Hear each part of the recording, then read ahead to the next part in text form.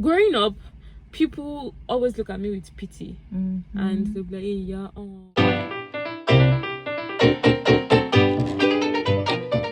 hello. Nice. So this is Okay, Sabah. we started. Oh, I didn't even know. Hey, hi This is guys. OREOLUWA. I'm OREOLUWA ADETULA, and I'll be having Sabah on my podcast today. Yeah. What's the name of your podcast? Serious conversation. Jesus, Yeah, conversation. yeah, we are on Spotify, we are on Apple Podcasts, we are on Google Podcasts, Are you we are on serious? Anchor, we are everywhere. Wow. Everywhere. Look for us. So here, Okay. just Oh my God. This is that too many? No. This for you. okay. This is This just is for for me. you. Yeah. Okay. And then that's So, just to we have need an to be idea of answering some how it questions. goes. Yeah, but of course, other questions might come up. Yeah, Don't mind, yeah. Yeah, I don't mind. Okay, so let's start. Hey guys, welcome to this week's episode of Serious Conversations. My name is OREOLUWA ADETULA, and this is a very special episode for so many reasons. But one, I have an awesome guest, right? She goes by the name Sabah Akintola, and she's a YouTuber. She's currently, using a YouTube to, video of my face and her face. So I'll allow her to introduce herself. Please go ahead. My name is Akintola Sabah, and I know that's a very foreign name, sort of. It's What's the Arabic. meaning? It's Arabic. Oh, It what's means the to meaning? glorify. Oh, It's actually nice. short for Sabah Lillah. Oh, Like glorify Allah. Oh, that's really, Yeah. really nice. Thank So you. what are the things you like doing? Like, if you could describe yourself in like 3 adjectives, 3 what would it adjectives. be? The first one would be happy. Yeah, I think I got that from watching a YouTube channel. I kept smiling all the time, especially the one with the swimming pool. I know, that gave me. I don't know how to swim, Okay. but I don't mind just going there to put my legs inside. Oh, okay. And I'm going to do that very, very soon. Yeah, anything that makes me unhappy or something, I try to Just cast it away, sort of. Like if there's this So- particular person that always puts me down or something, subconsciously I would shut the person out. Yeah. You will just not be in my space anymore. Exactly. Nigeria had enough. I mean, We don't need any more unhappiness. so the first adjective is going to be happy.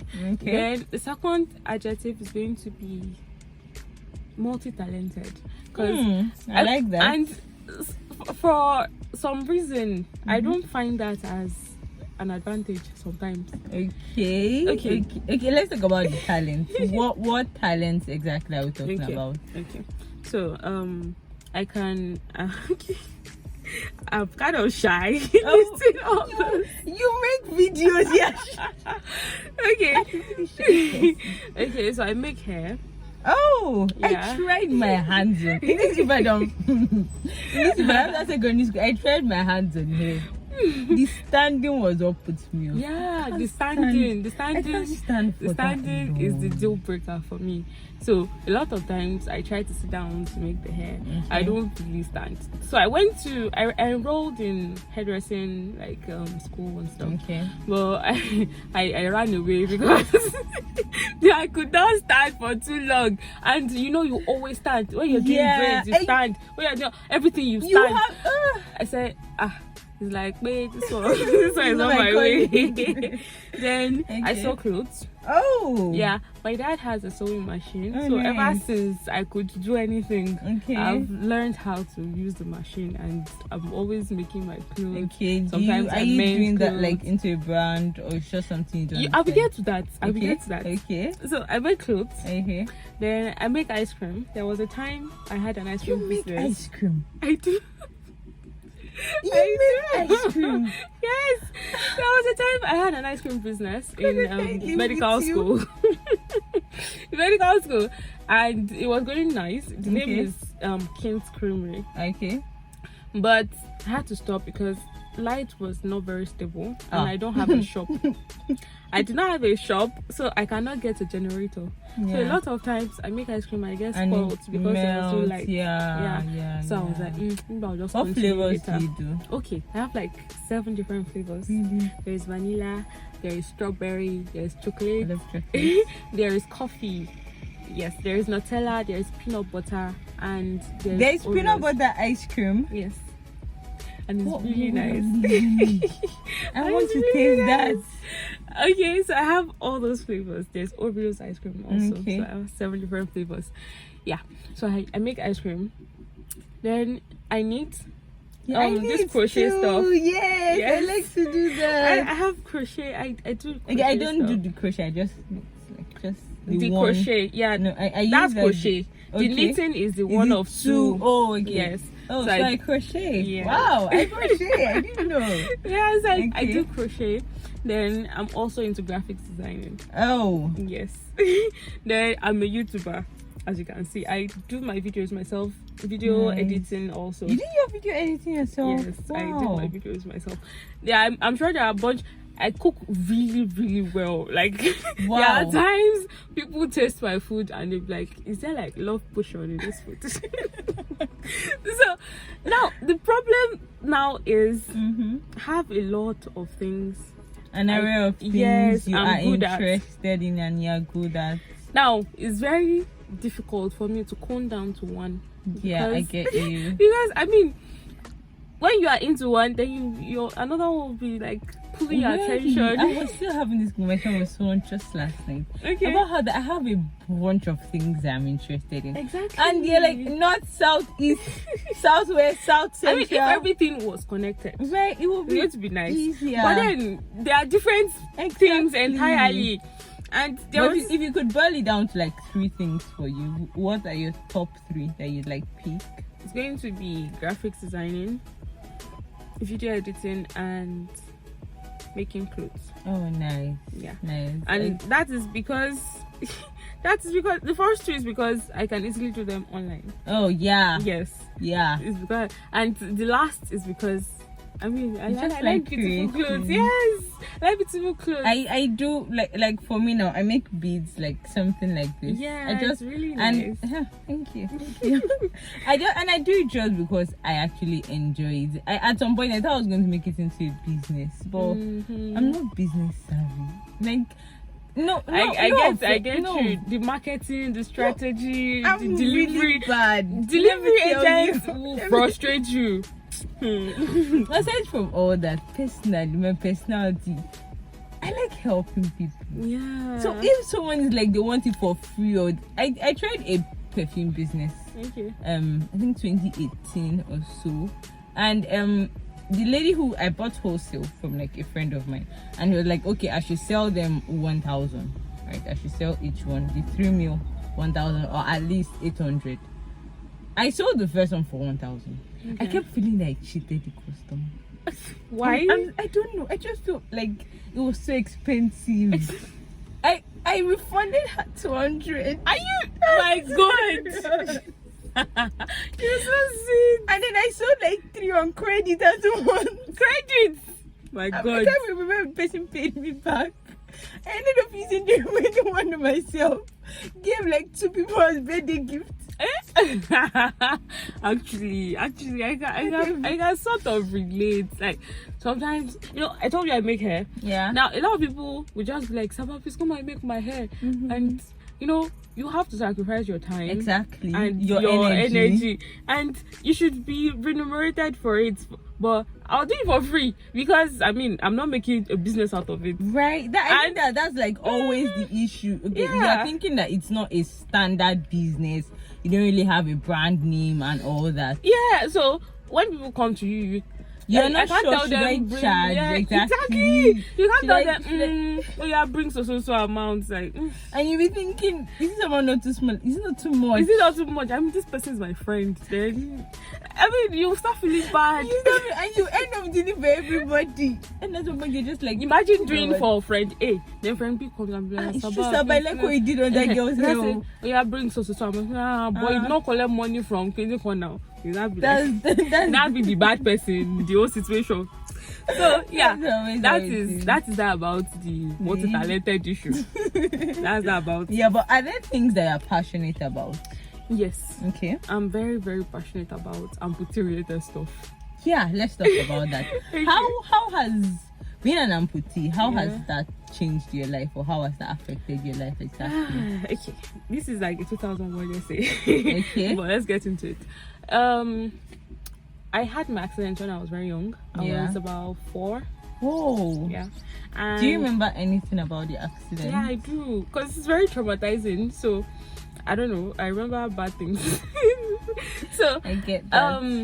When I was about 2 weeks after my 4th birthday, I was in front of my mom's shop. I was playing in front of my mom's shop. Then the place is such that it's not too far from the main road. Like all these roadside like shops. Express kind of thing. It's not exactly an express. Okay. But cars frequent the road place and all that. Yeah. Okay, so my mom's shop was not too far from the road. So no, you'll see cars passing every now and then. So this particular car was coming towards me, and I was like, maybe the person wants to park. Because like normally cars don't come towards the shop. Yeah, like, it's unlikely. Maybe they want to buy something. Yeah. So he was coming, and as a stubborn child that I am, I was looking at him like, what's this one up to? Then he kept on coming. I was like, this one is not normal. Then I was about to run. Okay. One leg was in front, another one was at the back. So the car crushed the left leg that was at the back to a pole. Oh. Yeah. So I only have like a small scar on my right leg. Okay. It was the left leg that was actually really crushed. Yeah. So that's the origin of everything. Wow. Now I had to be in hospital for a long time, from one hospital to the other, because the leg was really like mangled. It wasn't fractured, it was crushed. So like the bones are in fragments and all of that. Yeah. So they had to take me to a private hospital. From there, the next day they took me to a general hospital. It was in Ikirun State. Then they took me to a general hospital. Ikirun is it like after Ikire? No. From Oshogbo you get to Ikirun, then from Ikirun you get to Inisha. Just used to go to Ife and come back. Ife and come back. Okay. So from the next day they took me to general hospital. So from general hospital I spent like a few days there, and my dad is a nurse. He was a nurse. He has retired now. Okay. So did that just to cut in, did that like inspire you into like your medical career right now? Relatively, in a way, because you grew up around like I grew up around okay, because I have a wound that needs healing, needs constant treatment and care. That exposed me to a lot of doctor stuff. And because my dad is a nurse, I was able to have access to all these gauze, cotton. Oh yeah. All the sterile packs and all that. Yeah. So like right from very you were already putting your hand. Yeah, exactly. And there was a point I was like, oh, I want to take care of my leg myself. Let me just, and they will allow me. Yes. And they will allow me. So like from there I was like, I'd like to do this for a profession. Nice. You're not like people like us that we just said like, I want to be a doctor. I want to save lives. All right. So then from general hospital they realized they could not really arrange the bone perfectly. They tried, but it was not. So I had to do a lot of surgery and all of that. Then from there they now referred me to OAU Teaching Hospital. Oh, so you see, you came to OAU at some point. You will soon see your bum now. Or getting to OAU Hospital, they told me they cannot do it. That I should go to UCH. They were young. they were young at that point. So they referred me to UCH for there's this particular skin graft I had to do. And it's like a plastic surgery stuff. Yeah. So they needed like a very expert. Yes. So on coming to UCH, they realized that this leg they were able to manage and arrange it and all of that, because they had to use external fixators like iron. To fix the bone and everything. But then the blood vessel had problem. So whenever I walk, it will get swollen. Then I have to raise it up for it to calm down. Yeah. So I was like, okay. So my parents was like, let's take her to UCH. Whatever they can do, expert. So they are like, they now advise them that this thing could eventually get bone infection or cancer. Oh yes, because once a wound is not healing, it can eventually turn to a cancerous stuff. They call it Magdalene ulcer. I learned something. You can cut that part out. I think I'm saying too many medical jargon. It's fine. All right. So after they advised them, they decided to amputate the leg. Okay. So they amputated the leg. How old were you at this point? At that point, 4? I was 5. 5. Okay. We've done a lot of hospital. The hospital runs, surgeries, everything. Yeah. Then after the amputation, they had to do skin grafts. So they took skin from my right thigh to my left leg. Wow. So that it will heal well. Okay. Then after that, I had to go through physiotherapy because my knee is now stiff. Ooh. I've been on admission for so long.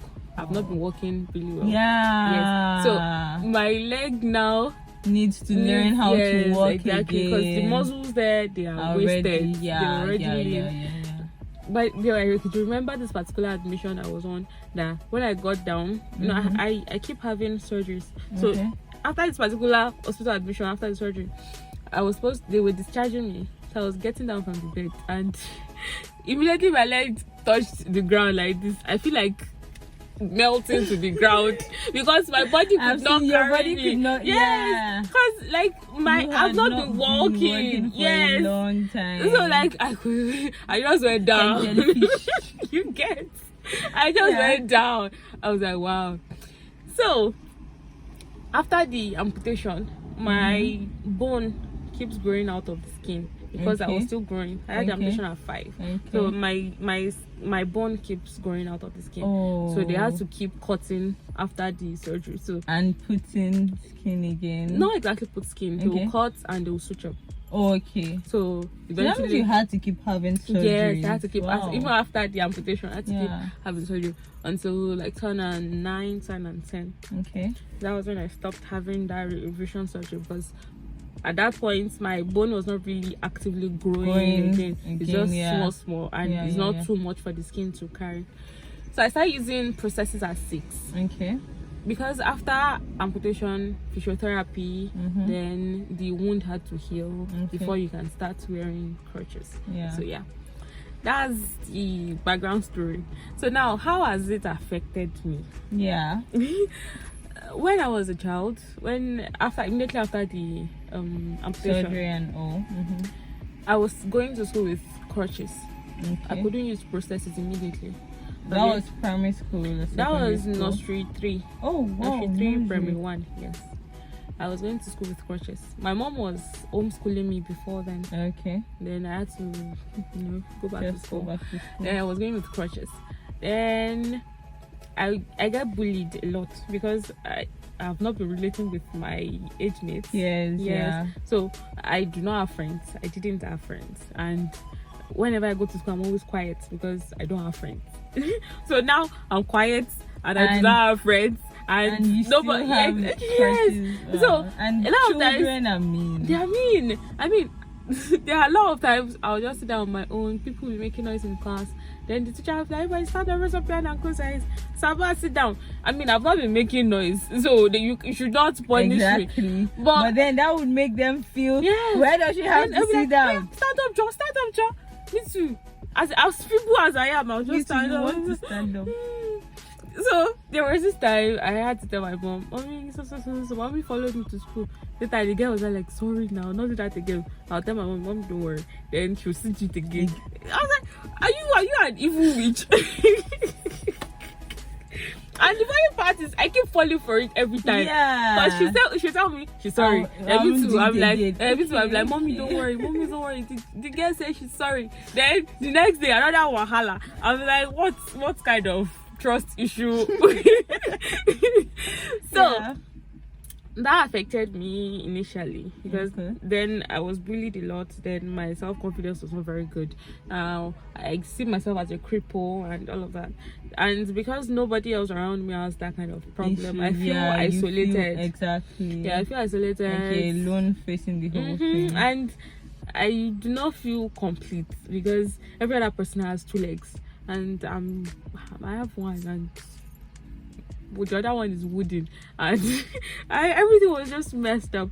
Then I changed school. Okay. And when I changed school, I met new people, and I started using prosthesis then. At that point in time. So a lot of people did not see me as that challenged child. Yeah. And I could move around a lot better. Yeah. Okay, you're walking. Yes. Okay. It's a lot better than using crutches. Yeah. So I was kind of freer to make friends and all that. That was like primary school already, yeah? That was from 3, from 4. Okay. So I was already freer to make friends and all of that. So it started getting better from there. Easier for you. Then, do you have like a best friend? Someone you used to hang out with? No. I didn't. I don't think I had a best friend in primary school. Even up till now, I have very good friends. But I don't to call one of them like your best friend. I don't do the best friend thing. Yeah. I don't. Thinking about it, I don't think I've ever really had like I've always had close friends. Yes, I mean very I had good one friends. Very close friend in but secondary school. To label one person's best friends is, I get that. mean, I get that. Okay, so it affected me in that way. Then another way it affected me is the fact that it helped me into medical school. Okay. Like I decided I would like to be a doctor, and I very much still have that passion and all that. Yeah. And how else has it affected me? Have you ever met another amputee? Okay, so I did not meet any other amputee until when I started going to Igbobi in Lagos. Igbobi? Yes. That's a hospital? Yes. It's in for Yaba? Yes. Orthopedic hospital. General orthopedic hospital. Yes. Yaba left. Like, no. Yaba left is mental.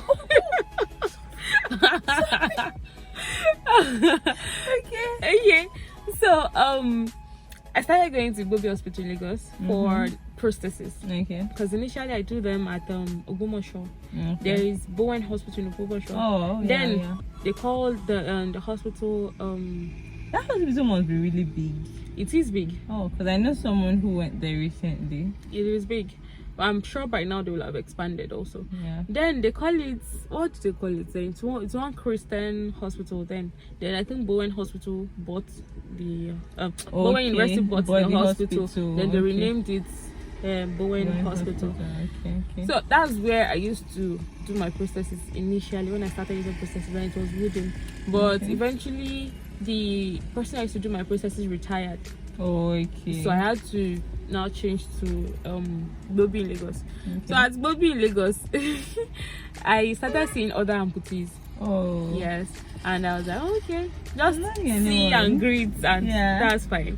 Then did you have any experience that like really stood out in when you were like meeting other amputees? Nothing really stood out. I mean, there are people that would see me and they'll be like, wow, you work so well with prosthesis, new amputees. Yeah. And the fact that I've been using it since I was very small. Yeah. It's gave me ample time to balance, and know how to work with it and be comfortable with it relatively.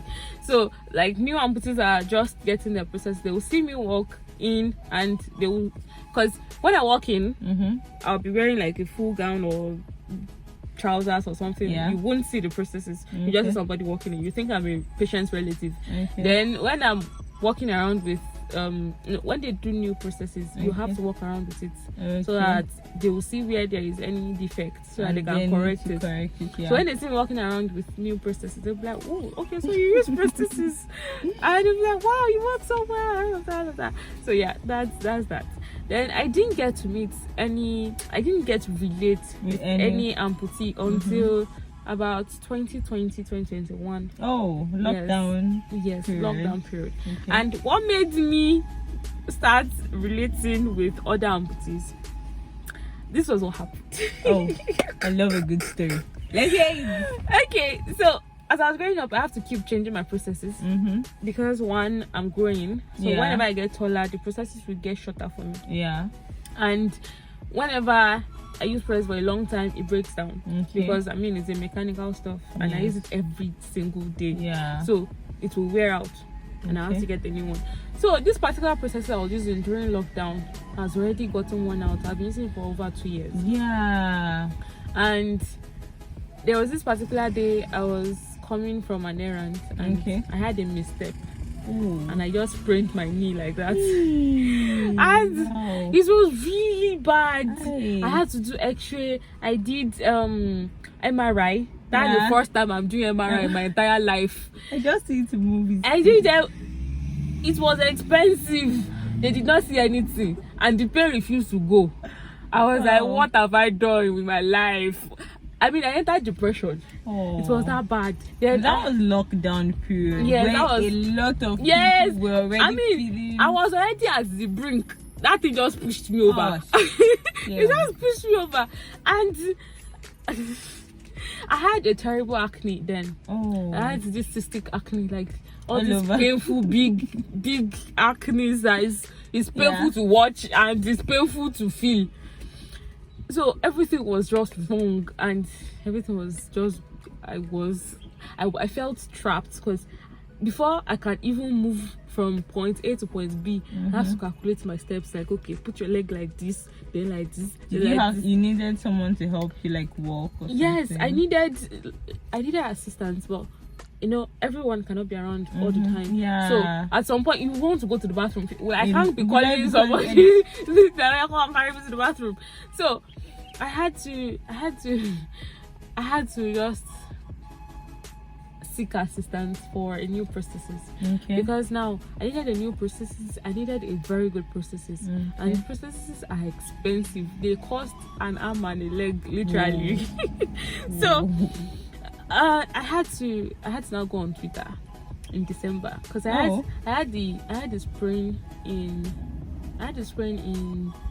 June. And it didn't heal until like September. So like throughout I was trapped in the house. Yes. So the day I was able to step out of our compound, God, you would think I was imprisoned and they just released you. I almost cried out of joy, like my God. So after I was able to walk again gradually, I decided I needed a new prosthesis because that one is just going to keep injuring me. So I went on Twitter in December that I need a new prosthetic leg. Somebody posted that, and Tunde Tash, I remember it was Tunde Tash. He posted on his Twitter account handle, that what is your Christmas and what do you need for Christmas? What do you want for Christmas? I think I saw that. Is that what you want for Christmas? I just quoted that tweet and I put a new prosthetic leg. And funny enough, the tweet blew up. Wow. Thousands of retweets and likes. And I was like, my God. And people were like, give us your account. Give us. Wow. Like, go fund me. Wow. I was like, my God. My God. And people actually crowdfunded. And I was able to get another prosthesis in January. Like a month interval. Wow. I was like, damn, Nigerians are good people. I mean, will God not do it? So I was able to get the funds I need. Guess how much I needed to get the prosthesis? 1 million. Yeah? Say it again. 1 million. Say it out with your chest. The prosthesis was 5 million. I thought this was expensive. Damn. I had to travel to Kenya, get my measurements, because when you're getting a prosthesis, it has to be tailored to your specifications, your leg and all that. Because no two amputees have the same stump, so it can't be done and sent. So you have to be there. They will take your measurements. They will build it. After building it, they would you will try it on. Then all the corrections they need to make, they'll make it right there. You try it again. Then you can now go when you are satisfied with all the measurements and everything. Because if the process is too high or too short, it will affect the way you walk, and you have hip pain, chronic hip pain. So you have to, or it will start bruising you. So you have to get the measurements right, accurately. Yes. I documented this experiences on my YouTube really? page. Yes. So I'm going to watch it. You guys, you can't watch it if you haven't. You have to be there. Okay. So I had to travel, and it was from there. Because a lot of people knew about the donation and crowdfunding. It was on Punch newspaper. Oh, it was everywhere. Wow, she has been on Punch newspaper. If you Google Akintola Saba, it will come out. Oh, nice. Wow. So I got to connect with other amputees, and they were like, "Oh, we're also in the same shoe, blah blah blah." Then I got invited to Amputee Coalition of Nigeria. Oh, nice. Apparently, there's like a group for amputees in Nigeria. You did not know. I'm just getting to know about it. So I was exposed to different other amputees, and we were able to connect all over the world. Actually, Wow. I have another person in Ghana. I have somebody in Morocco. I have one person in USA, Rob. I have different people all over the world. I have somebody else in Ghana. Hey, this person will eat me alive. Enoch. Just like what happened to me earlier. Okay. Enoch Danso. Oh, Yes. So nice. so I was able to connect with people different people, around and the world. you'll be surprised. Wow.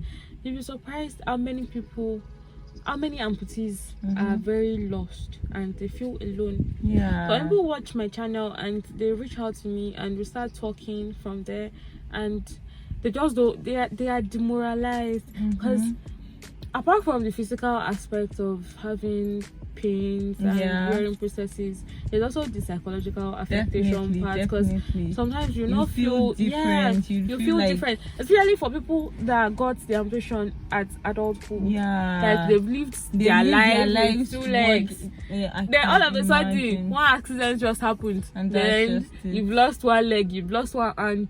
I mean, it's bad enough. Really bad, and it plays on your mental health. Exactly. Like, I mean, really, the way you see yourself will be different. Exactly. The way other people see and treat you will be different. Because now they see you as an handicap, and they will see you as somebody that's not capable of doing things by themselves. I remember this. I'm just remembering a particular scene I saw in a movie. I know it doesn't relate, but this doctor, the good doctor, I don't know if you see.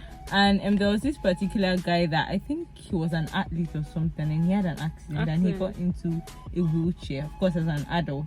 And there was a statement he made. He did not allow people to wheel his chair for him. He always did it himself. And there was a particular time one of the doctors asked me a question, and he's like, one thing he doesn't like is how that people see the chair first before they see the man. Exactly. Like they see that difference, that challenge first, and and that already colors the way they see you. Coincidentally, the last video I made on my channel was about one of my friends that had a knee surgery, and she's now on crutches. Now this is her first time of using crutches ever. Now whenever she steps out of a room or whatever, the first thing will be like, "Oh my God, what happened to you?" I mean, you could be wearing gold from head to toe. I know what you would notice. But the only thing they would notice is your crutches or wheelchair. Or I mean, have some. It's just a human bias. I read something recently online about how that it's just when you see things like that, the person already knows. It's like this thing where we say. It's just like seeing somebody with pimples, and you be like, "Oh, see pimples on your face." I'm blind. I have a mirror in my house. Shame me, I'm blind. I cannot see people on my face. There's no mirror in my room. I don't have phone camera. You will not see me. The first thing you say, what happened to your face? If I know what happened, shall not go and remove it. You think I like people on my face? So all these things, it's part of the things that affect amputees. So growing up, I had nobody that used prostheses around me, so I had to figure out things by myself. Your own, Now I don't want people to go through that. So anyone that I can actually reach out to and help. I mean, it's a lot of things to figure out. Trust me, it's a lot of things to figure out. So if I could help, I would love to, as much as you can. As much as I can. This is the story behind your YouTube channel. Yes, that's the story. This is why it started from me seeing my past picture. I saw my hospital pictures.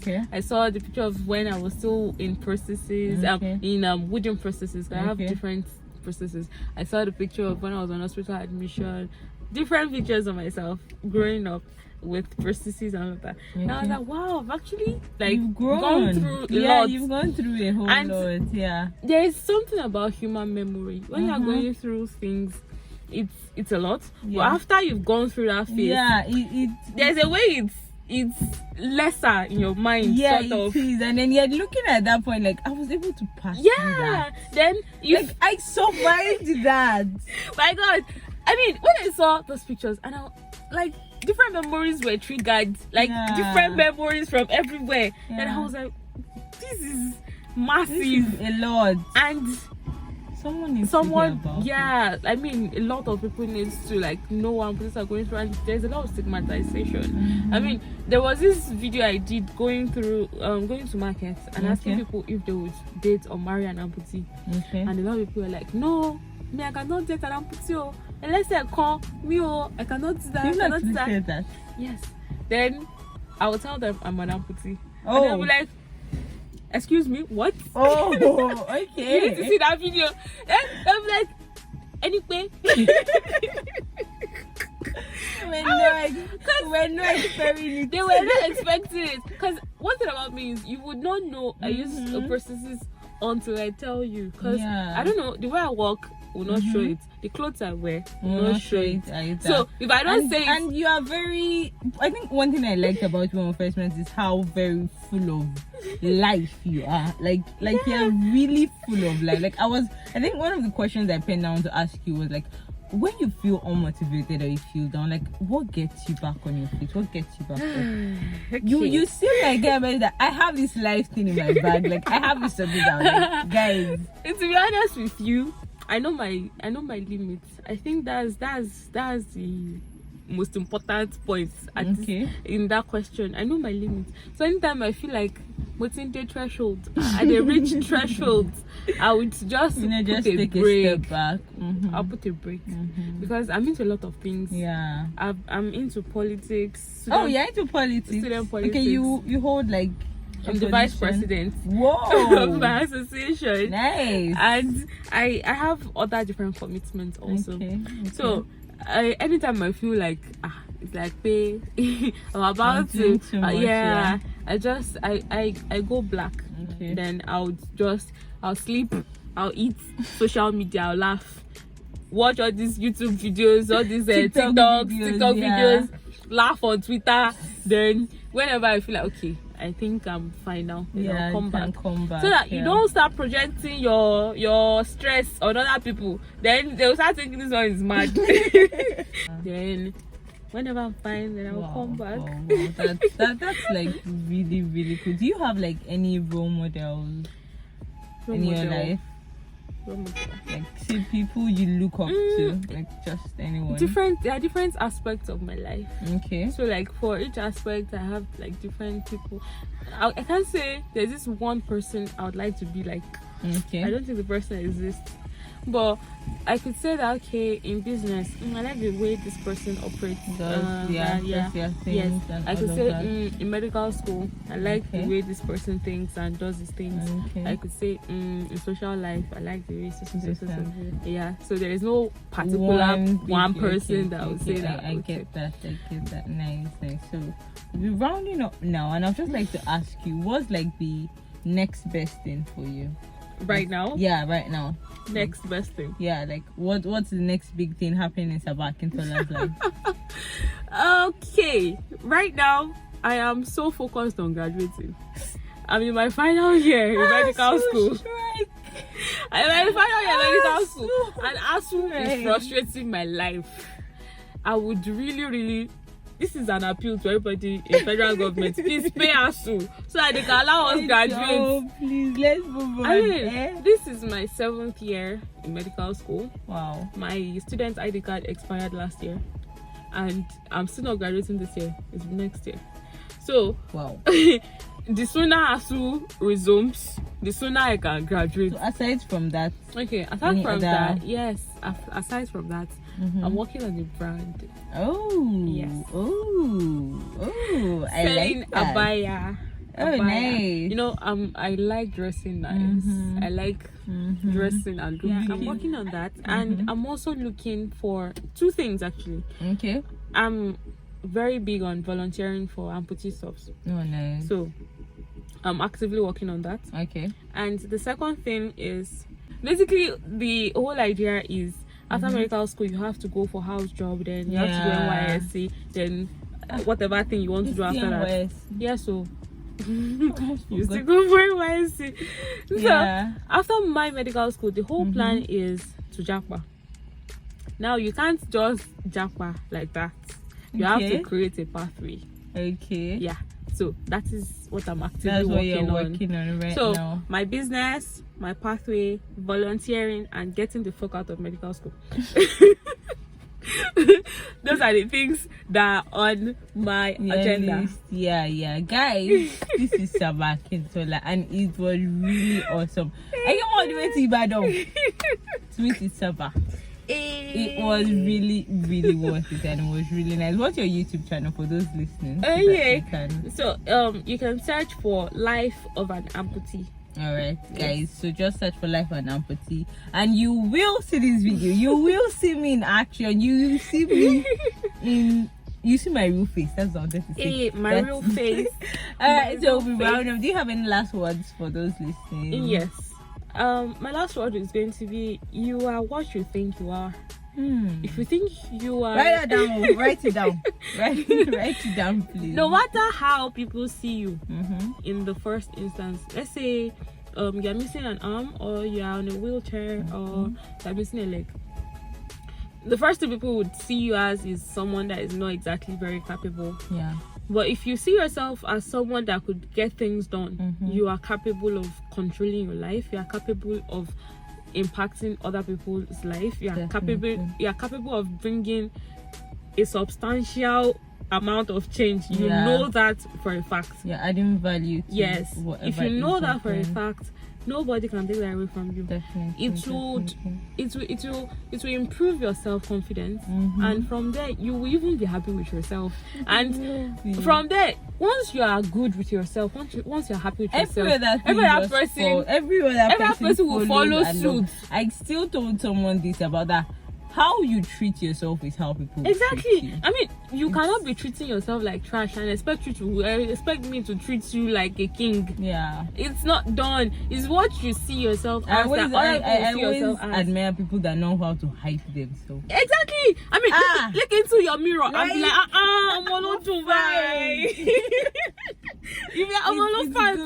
Once in a while, do that for your self-esteem. I mean, that doesn't mean you are a vain person or anything. You are being proud. It's just, it's just what you need to do. To yourself. Yes, I'm strong, I'm bold, I'm capable. And you will be surprised what this thing would manifest in your life. I wish you can understand how big this particular fact is to me, because growing up, people always look at me with pity, and they'll be like, hey, yeah, oh my show, should them law school by, should them ring out to my fair by, should them sorry for people that don't understand Yoruba, they'll be like, hey, yeah, we should be able to go to school like this, we should find somebody that will marry her like this, we should kill. I mean to it's true. And I'm a girl, and I don't have one leg, and but see, the moment I realized that almost full package. The moment I realized I was actually brilliant, I'm book smart. The moment I realized I'm skilled, I'm very good with my hands, and dentistry is all about your hands, really. Because you're going to be doing a lot of manipulation and procedures. Yes, so you need to be very good with your hand. You need to dexterity. I'm very good with that, and I have people relationship. I have good people relationship, so communication and all that. Skills. I can vouch. Putting all this together, I know I'm a big deal. Yeah. So I don't underestimate myself, and from there I was able to put a lot of things into perspective in my life, and from there people also do not look down on me anymore. So I feel I'm just going to tell you this for everybody listening or watching. Please put yourself on a high pedestal. Don't Definitely. don't belittle yourself. It's very important. It's Yeah. really very important. That's one very key thing I think everybody should have. Definitely. Jokes Have a apart. good self-esteem. Have a good estimation of yourself. Yeah, I know it's not a day thing. Rounding up here right now. Thank you so much, guys. You're Don't forget, welcome. you can watch this on Life of an Amputee. Life of an amputee. Life of an Amputee. Yeah, on YouTube. So, adieu. Peace out. Bye.